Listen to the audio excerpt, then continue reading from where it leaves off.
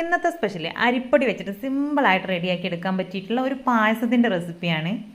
അപ്പോൾ ഇതിലെ മെയിൻ താരം അരിപ്പൊടിയാണ്. അപ്പോൾ ഞാനിപ്പോൾ അവിടെ അരക്കപ്പ് അരിപ്പൊടി ഒരു ബൗളിലേക്ക് ചേർത്ത് കൊടുത്തിട്ടുണ്ട്. ഇതിലേക്ക് ഒരു അല്പം ഉപ്പും കൂടെ ചേർത്ത് ഒന്ന് മിക്സ് ചെയ്തെടുത്തതിന് ശേഷം നല്ല തിളച്ച വെള്ളം ഒഴിച്ചിട്ട് ഇതുപോലെ ഒന്ന് കുഴച്ചെടുക്കാം. അപ്പോൾ വെള്ളമൊക്കെ പാകത്തിന് ചേർത്ത് കൊടുത്ത് മിക്സ് ചെയ്തെടുത്തതിന് ശേഷം കൈവച്ച് ജസ്റ്റ് ഒന്ന് കുഴച്ചെടുത്ത് അതിൽ നിന്നും ചെറിയ ബോൾസ് ആക്കി എടുത്ത് അതിനെ ചെറുതായിട്ട് തന്നെ ഉരുട്ടിയെടുത്ത് ഇതുപോലെ ചെറിയ പിടികളാക്കിയിട്ട് എടുക്കാം കേട്ടോ. അപ്പോൾ ഇതിലെ മെയിൻ ടാസ്ക് എന്ന് പറഞ്ഞിട്ടുണ്ടെങ്കിൽ ഈ ഒരു കുഞ്ഞിപ്പിടി റെഡിയാക്കി എടുക്കലാണ്. അപ്പോൾ മക്കളൊക്കെ വിളിച്ചു വരുത്തിയിട്ട് പല കൈകൾ ഒരുമിച്ച് പ്രവർത്തിച്ചതുകൊണ്ട് തന്നെ സംഭവം പെട്ടെന്ന് തന്നെ അങ്ങോട്ട് തീർന്നു. അപ്പോൾ അതാ എല്ലാതും ഇതേപോലെ തന്നെ ചെറിയ പിടികളാക്കി എടുത്തിട്ടുണ്ട്. ഇനി ഇതിലേക്ക് ഒരു അല്പം അരിപ്പൊടിയും കൂടെ ചേർത്തിട്ട് ജസ്റ്റ് ഒന്ന് മിക്സ് ചെയ്തെടുക്കുന്നുണ്ട്. പരസ്പരം ഒട്ടിപ്പിടിക്കാതിരിക്കാൻ വേണ്ടിയിട്ടാണ് കേട്ടോ അതുപോലെ ചെയ്തെടുക്കുന്നത്. ഇനി ഒരു 2.5 കപ്പ് വെള്ളം ഒന്ന് തിളപ്പിക്കാനായിട്ട് വെച്ചിട്ടുണ്ട്. അതിലേക്ക് ഒരു അല്പം ഉപ്പും കൂടെ ചേർത്ത് കൊടുത്ത് വെള്ളം തിളച്ച് വരുന്ന സമയത്ത് നമ്മുടെ പിടി കൂടെ ചേർത്ത് ഒന്നുകൂടെ ഒന്ന് തിളപ്പിച്ചിട്ടെടുക്കാം. ഇനി ഏകദേശം ഒന്ന് തിളച്ച് വരുന്ന ആ ഒരു സമയത്ത് തന്നെ നമുക്കിതിലേക്ക് ശർക്കരപ്പാനി ചേർത്ത് കൊടുക്കാം.